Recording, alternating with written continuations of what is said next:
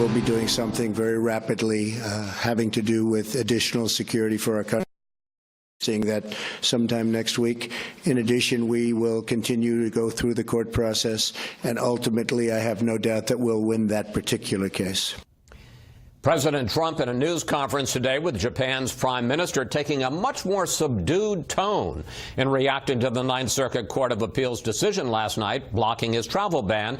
Time to bring in our panel. Tim Farley of Sirius XM Radio, Matt Schlapp, contributor for The Hill, and syndicated columnist Charles Krauthammer. So, Matt, let me start with you because I think it's fair to say, I think we were all struck by this, that President Trump was very careful and much more subdued today, saying he's going to take new action next week to protect the homeland, but not telling us what it is, and that he's also going to pursue his legal options in this travel ban case. But there was no talk about so-called judges, no talk about disgraceful rulings. I guess two questions. Your thoughts about his toned-down rhetoric and your thoughts about what it is he may do next week. Well, I like two parts about it. I like the fact that they're taking their time. He's got a lot of different ways he can go on this travel timeout. And he's going to have a lot of innings in this game to go as well. And on the legal challenge alone, there's several different paths they can take. And what I want to see is this White House have the legal team work with the national security team, the Homeland Security team, and the communications team to really roll out well the next step, because this issue, the issue of immigration and terrorism, this is going to be the issue of the Trump presidency, and they got to get it right. The president seemed to indicate on Air Force One that he may not pursue the case and might just write a new executive order. To some degree, that might seem to be the best way to handle this. Yeah, or maybe not just appeal this particular ruling, maybe go through the district court level, and maybe eventually this gets solved by the Supreme Court, and maybe, like you're saying, they also come up with additional executive orders. They are going to be on this issue for the next 4 years. Charles, you said last night as we were covering the ruling as it came in that you thought that the president needed to get off this subject, and in your column today you called his travel ban stupid but legal. So is he taking your advice? Well, he never does, so it would surprise me if he did this time. The point I wanted to make in the column was there's the moratorium and there's the vetting. The vetting will get 90% support in the country, but they actually should do it. It doesn't depend on a moratorium. The fact is they have lost the case in the most liberal circuit in the country. They've lost it at the district level, and for now the Supreme Court is deadlocked, so it's likely to return. In other words, the case is stacked against him. I happen to think it's legal, but these courts have decided not. So why play a losing hand? What he needs to do, I think, is exactly right. Either rewrite the order or have a new one, so you're dealing on a different playing field. You've gotten essentially the feedback of the Ninth Circuit, so you know what will pass muster, what won't. For example, from the beginning, you exclude the holders of green cards. And then what you do is you slow walk the appeals case and you fast walk the nomination of Gorsuch. There's no hurry on appealing this ruling. They are not going to win it in the end. Put out something else, accelerate the vetting process, announce new procedures. There's a way to keep out people from these 7 countries simply by the vetting process. They essentially have no central government. They have no information. So you can write the vetting process in a way that will honor the moratorium, even without calling a moratorium, and get the other justice on the court so that whoever gets bumped up to the Supreme Court, again, he'll win.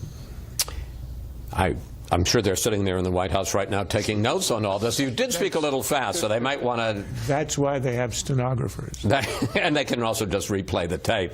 Tim, let me switch subjects on you, and let's turn to Kellyanne Conway, because this continues to be a controversy. Going out on television yesterday from the White House briefing room, counselor to the president, and saying people should go out and buy Ivanka Trump products because some department stores were dropping her lines from the store. Sean Spicer said that she had been counseled. He wouldn't explain what that meant, but within a short time, a couple of hours, Kellyanne Conway was back with Martha McCallum here on Fox News saying that, in fact, the president supported her and very much was unhappy with any suggestion that she had been counseled. Your thoughts about all of this? Is there an ethics problem in the White House? And if so, do they get it? I don't know about the ethics problem itself. That would have to be adjudicated by somebody else. And even Jason Chaffetz and Elijah Cummings had signed a note together. This is the chair and the Democratic leader of the Oversight and Government Reform Committee, and they were critical of what she had done. They wanted to look into it. I think the bigger problem is they don't have a communications director at the White House right now. This is one of the issues for them right now, is that whatever happens, they need to have a message and they need to be able to deliver it consistently. President Trump is de facto the communications director,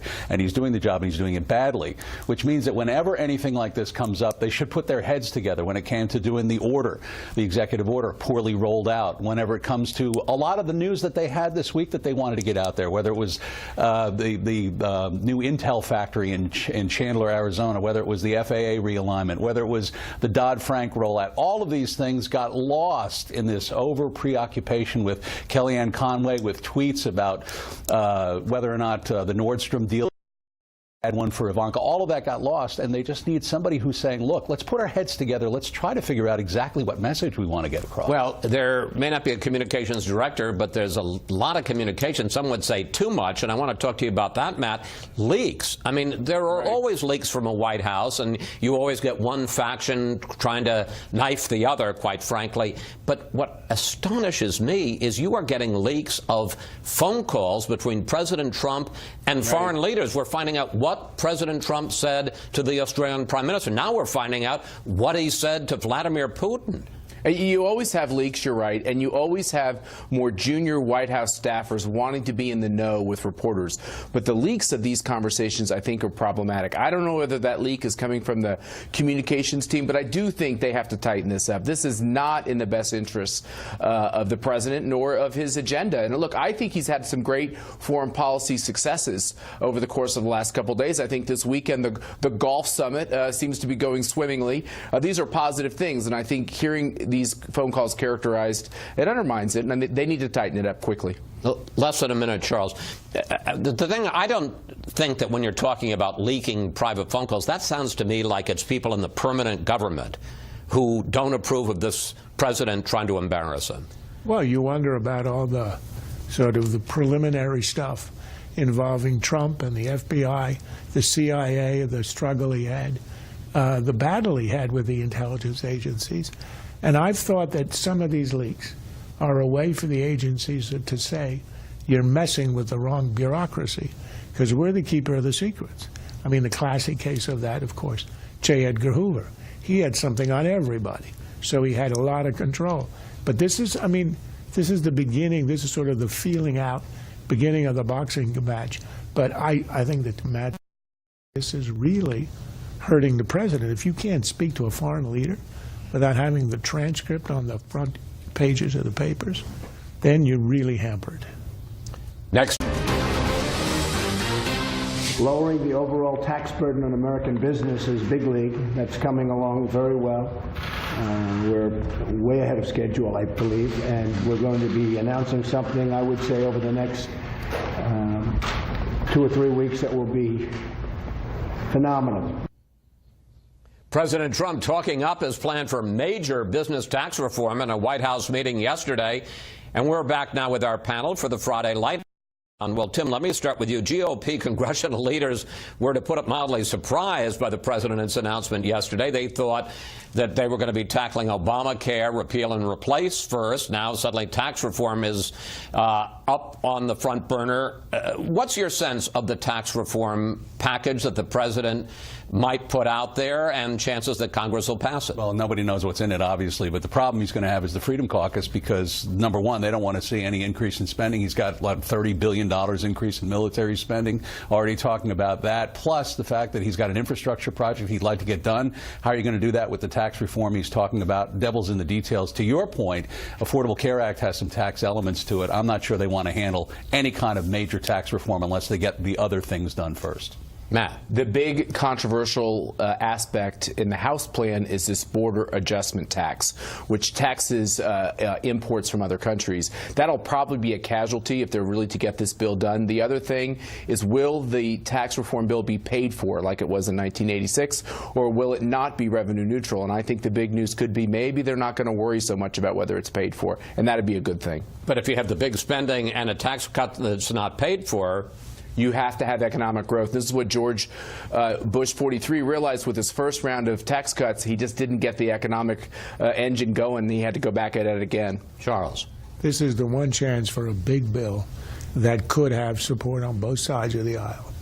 We could have had tax reform, particularly corporate tax reform, under Obama, but he stalled it and he didn't go ahead with it. It could have been done because a lot of Democrats agreed, especially that the corporate tax structure is utterly insane. It's the worst in the world. It creates disincentives, and it is easily fixed.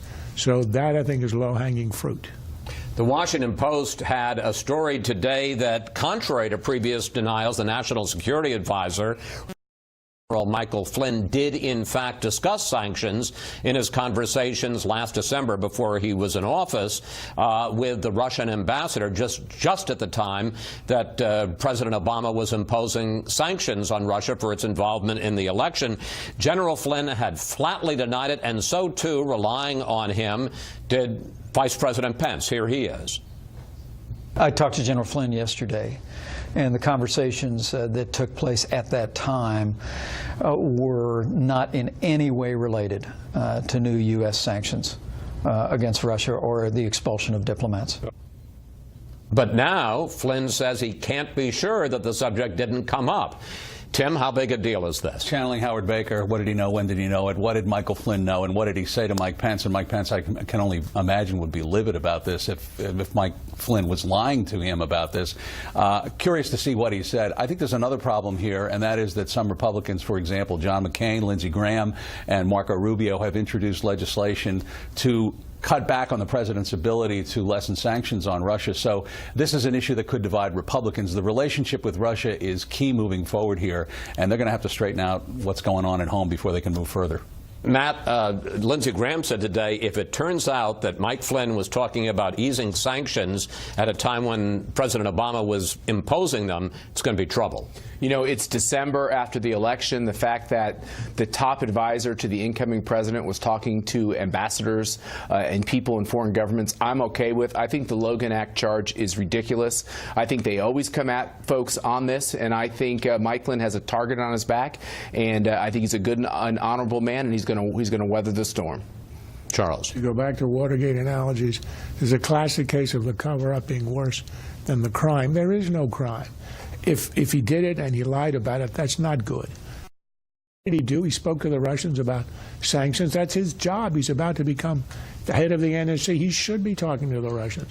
Why they wanted to hide it is beyond me. And the Logan Act from 1799 has never, ever been invoked, and it makes no sense whatsoever. All right, we are beginning to run out of time, so I want a lightning round. Today, President Trump made a pivot to Asia. He met with the Prime Minister of Japan, spending the weekend with him, but perhaps more importantly, he finally talked for the first time since he became president with Chinese President Xi and backed off his equivocation on whether or not we would honor one China policy. How serious is this? And the question is, what did he get for it, if anything, because if he got an acknowledgement that they're going to help with North Korea. But other than that, he needs to get something going with Japan and other countries, because without the TPP, which he's already said he's undoing, then a lot of these countries might turn to Japan. But that is the question, is what was in return, if anything, in his conversation with President Xi Jinping to acknowledge the one China policy. Matt? A great week. Avoided a trade war with China. Relations are thawing, and a very important visit with our most important ally in the region. A great week. If he's expecting a reward from China for reaffirming a policy that's been unchanged for half a century, then he's barking up the wrong tree. I think simply playing golf with the leader of Japan is enough to send a message to the Chinese. We've got allies in the region, and we're going to watch you carefully. And you better watch out when you militarize the South China Sea. We've got allies. But you don't think that he got any kind of concession in return for acknowledging a policy? When he talked to me in December, right after he'd had the conversation with the Taiwanese president, indicate he was going to use this as a bargaining chip. He doesn't have a leg to bargain on. If there were alterations in the balance of power, if we were stronger and the Chinese were weaker on the ground, in the sea, then we could to threaten a change in the one China policy. But the reverse has happened. The Chinese have tremendous military capacities. Ours have declined. We're in no position to dictate a change. So there was nothing offered to the Chinese, nothing given away, because we didn't have the power to do it. Next up, the panel picks its winners and losers for the... And we're back now with our panel to get their winners and losers of this very busy week. Tim, start us off. Actually, in a counterintuitive way, I actually believe that it was a winning week for Donald Trump, and I would say he's the winner. Why? Because they got 3 cabinet members passed, including one that required a tie-breaking vote.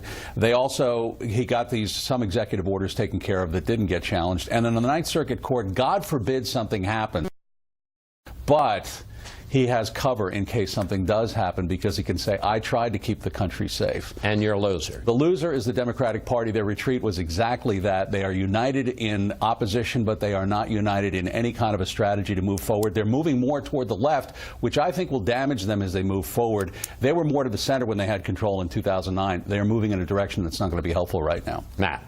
The winner, Leonard Leo and the Federalist Society, for their brilliant approach to Trump's Supreme Court list and the rollout of Neil Gorsuch.